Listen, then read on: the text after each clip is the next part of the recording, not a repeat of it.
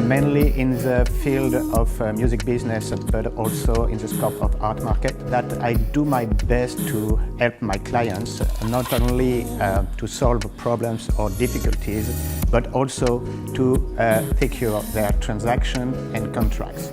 And furthermore, in my way, I try to be a creative lawyer. I mean by mixing people, I mean my clients, and get them to work all together in the same way. I am surrounded by the work. I used to have some of Pierre Jeanneret and Jean Prouvé chairs in my office, in my own office. And I think sometimes, in a way, those furnitures inspired me in the sense that they demonstrate that you can find a very straight, efficient, and simple way to overcome practical difficulties. Her house is a shelter, you know.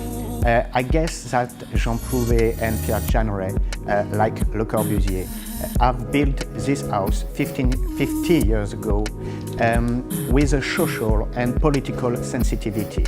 I'd like to think that they always have this idea that the beauty and the architecture and art was not a privilege for wealthy and rich people.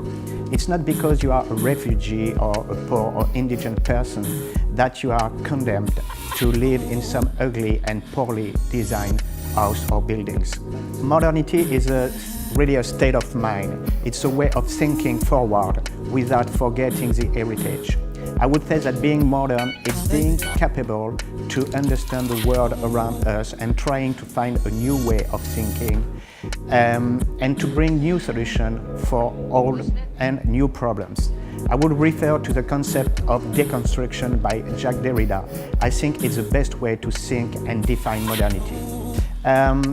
We live in the area of mobility. The question of distance, time and space has been abolished, and we cannot really work, whatever your work is, without considering this new dimension, I mean what we call the global village.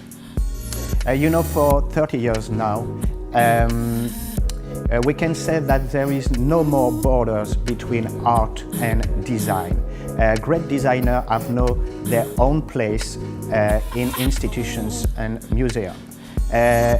In a way, some artists like Donald Judd or Sol Levy have been inspired by great designers, and some of designers like Stark, Ettore Sottsass, Mark Newson, and Ron Arad, and of course Jean Prouvé, demonstrate that there are no more borders between art and design, and they have their own space in museums. I think being modern is to be connected to people, artists and architecture and art, and bring to people kind of harmony and beauty.